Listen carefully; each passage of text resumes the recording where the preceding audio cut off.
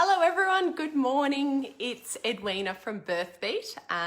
Not in the office this morning. I'm actually in my bedroom because we've got a special little education morning for you today because so many of you have been sending in questions and queries around sleep and difficulties having sleep. And a lot of you are actually sending questions around heartburn, frequency in urinating, leg cramps, and actually all of these things fall under this umbrella of sleep. So this morning I am going to give you a quick, again, free antenatal class, everything that you need to know about how to have a more comfortable sleep in pregnancy, because as well, if you're experiencing it now, it's just cruel. So as everyone comes in, I'll just say hello and good morning. Yes, we're getting lots of happy Mother's Day. Thank you. I hope you all had a beautiful Mother's Day yesterday. I say to all my mums in the Birthbeat community, even if you are cooking a baby, you are still a mother. So I hope you were all spoilt yesterday and your partners and loved ones agree with me on that. So super important that you are celebrated. What we're doing is this morning, as everyone's coming in, I'll just let you know, hello, I'm Edwina. I'm a registered midwife and I run Birthbeat, which is online childbirth education classes. And I had someone say to me the other day, is it antenatal? I've got Jess here helping me out, so she's going to come in a minute, but I'll just go through a bit of the theory. Come on in, Jess, have a seat. Beautiful Jess in our office, a lot of you might not know, is currently how many weeks pregnant? 38 and 5 days. So a very solid effort that she is here. Lots of love hearts there for Jess, that she is here and giving up her time because she is obviously on maternity leave, because she knows how important it is for all you mums out there to get some comfort in pregnancy and how many of you struggle with sleeping. So I'm just going to do a quick antenatal class on everything that you need to know about insomnia and sleep in pregnancy. So before we get into what you can do to have a more comfortable pregnancy, a more comfortable sleep in pregnancy, is probably just get into a bit of, like I always like to, is the facts and the evidence so that you know what you need to understand. So a lot of the sleep issues that you've all been sending questions in about falls under the umbrella of insomnia. And actually there was a recent study, it was in 2019, that said a little over 75%, so I think it was 77 or 78, I can't actually remember the number, but more than 75% of women will experience some sort of insomnia in their pregnancy. Now, what insomnia is defined as is the difficulty of going to sleep or staying asleep. Give me a wave if any of you are experiencing that, as I think 75% is a pretty huge statistic. So it affects so many women. What I want to do is be able to just quickly give you some tips that are going to help. Now, a lot of the most common reasons for the insomnia are frequency urinating, so getting up and going to the toilet. Who's experienced that one? I know that in both of my pregnancies, that was an issue for me. What happens in the earlier stages of pregnancy is when you have your first blood tests, what we're testing is your HCG, which is a type of pregnancy hormone. And HCG actually also increases your frequency urinating. So in the early stages of pregnancy, you might notice that you're peeing a lot. And a lot of people think that it's due to the size of the baby or the baby pushing on the bladder. That's not the case early in pregnancy. It's actually the very sudden increase in HCG, which means that your kidneys are working harder. They're filtering out all of that sudden increase in hormones. That's their job, hence you're weeing a lot more. Then often it settles down around the second trimester, and at the third trimester, that is definitely where Bub's beautiful head is sitting right down on your bladder. And so your bladder just can't fill as much because there's all that pressure that the baby's taking up in the space in your belly. So in the third stages of labour, you'll notice during the night that you're getting up and weeing a lot more. What you can do about it though, that's what you want to know, is decrease your volume of water in the evening. So still stay very hydrated during the day. If anything, you need to be focusing more on your hydration because again, you're peeing for 2, your kidneys are working really hard, so it's important that you keep up your hydration. But in the evening, just be conscious of how much you're drinking, after about 5 or 6 p.m. You don't want to be having big drinks of water and cups of tea that are going to be making you urinate. The extra caffeine doesn't help you either with sleep. So that's the first thing. With frequent weeing, not much you can do about it in the early stages. It's the increase in your pregnancy hormone. In the 3rd trimester, just try keeping up your fluid intake during the day and decreasing it a little bit in the evening. That should help. The next thing we talk about is just general heartburn. So again, who's been experiencing heartburn? I know we've had a lot of questions. I'm getting a big head nod here from Jess. And what that is, again, there's 2 things that play into the heartburn. So your esophagus, your pipe that leads from the back of your throat down to your stomach. We've talked about this before in classes, is the oxytocin and the endorphins and all the pregnancy hormones actually help all your muscles and ligaments to stretch and become a little floppier is probably the best way, not as the tone isn't as intense, but that works everywhere in your body. So it's a good thing that it helps your fanny to stretch when you're pushing bub out. It helps your hips and your pelvis to feel more comfortable when you're adding that extra weight, but it also actually relaxes your esophagus. So that tight sphincter, it's a sphincter that actually holds really firm to keep the acid in your stomach is actually a little bit relaxed. So that's often why you'll experience that heartburn feeling. The second part in the later stages of pregnancy is when bub is down in your stomach and taking up lots of room and pushing that fluid back up.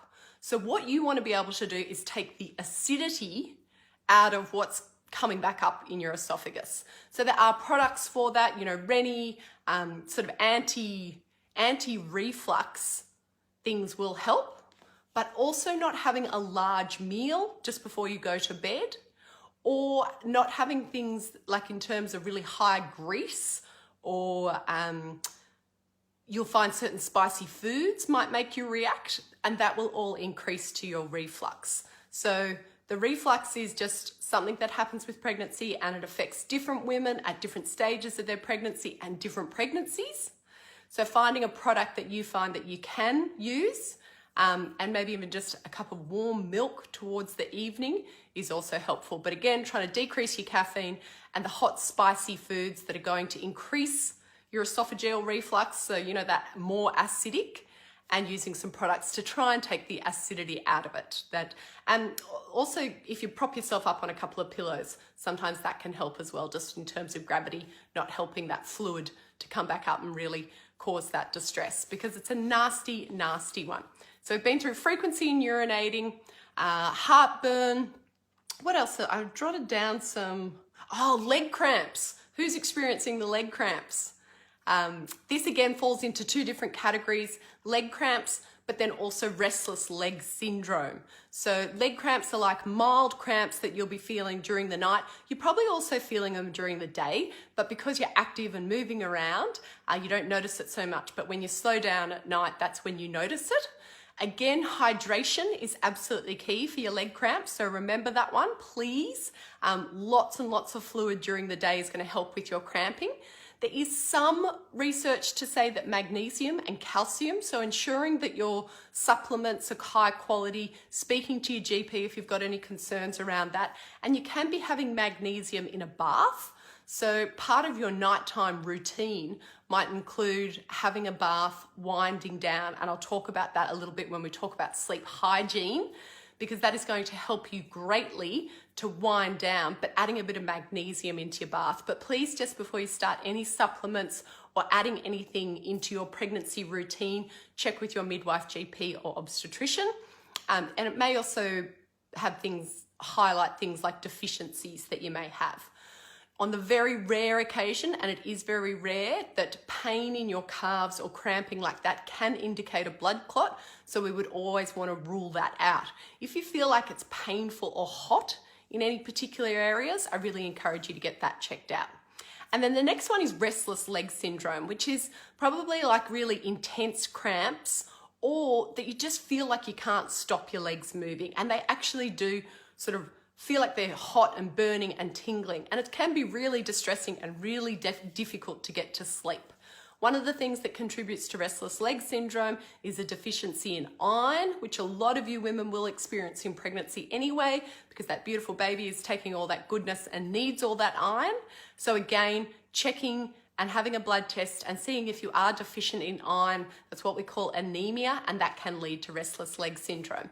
But what you can be doing in the evenings if you are experiencing it is waking up, trying to walk around the house, sometimes that helps, and also stretching that leg out. So straightening that leg and putting a slight flex in it. Don't point your toes, that usually encourages the cramping and makes it worse. So just stretching the leg out straight and putting a slight flex in the heel will help with that. Plus massage. Some people find warm or hot compresses before you're going to bed also help with the restless leg syndrome. So try all those things. Let me know how you go. See if that is helpful. Yeah, restless legs sucks. Jessie has just said.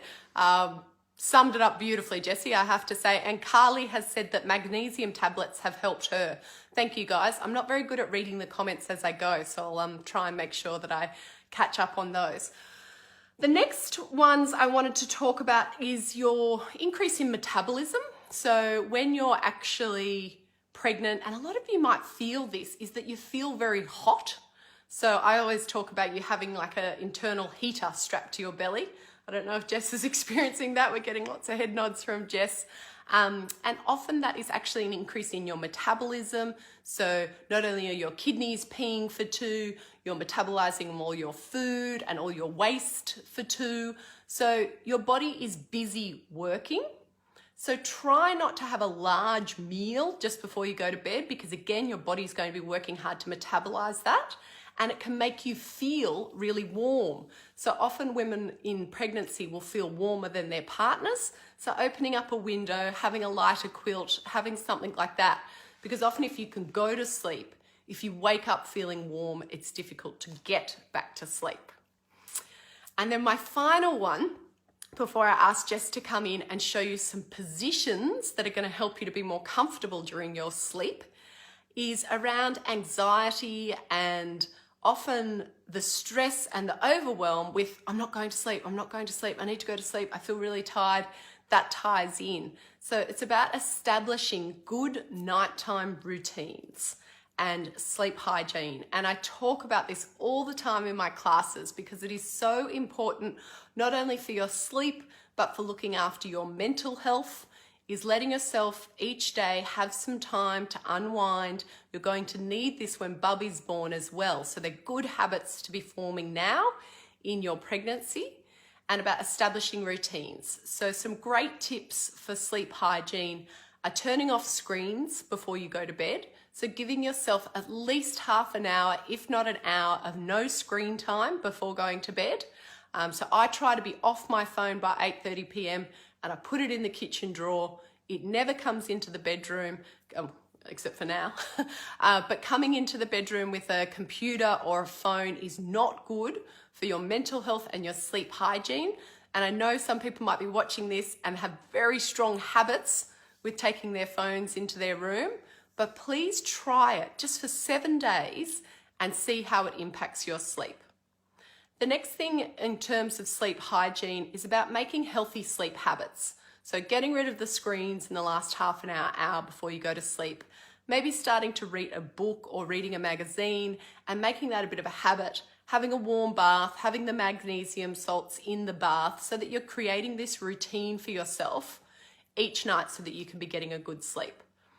It's very helpful to also have that then after Bubby's born. If you're experiencing any postnatal anxiety or depression, sleep can really become a challenge as well. So please remember to start practicing these sleep hygiene tricks and then see how it helps increase your sleep during pregnancy. And then you've got those up your sleeve once you've had Bub.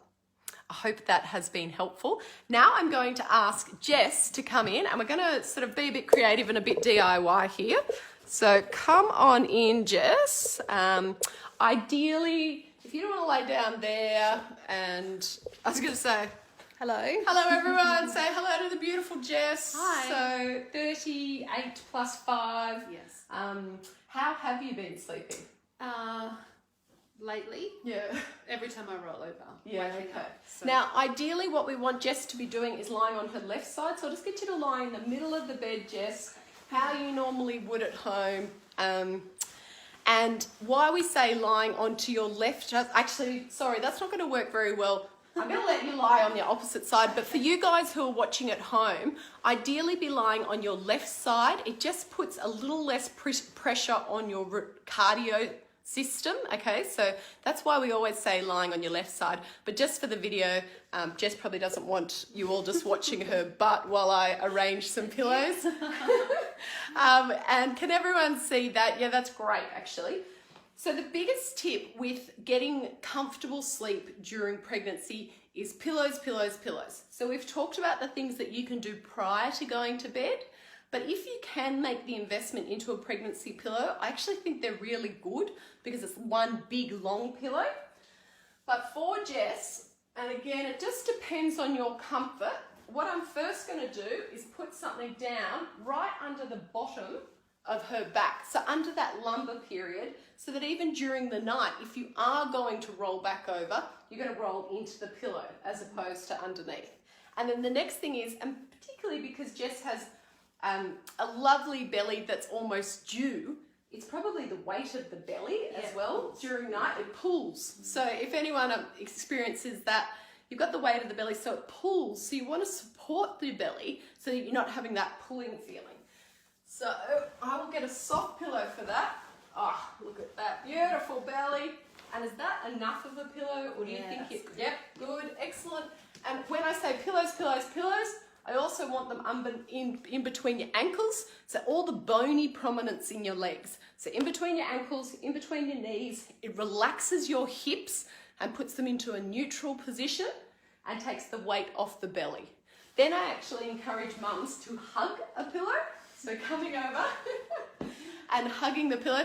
As you should see, there's not a lot of room for the support people or for the partners in bed.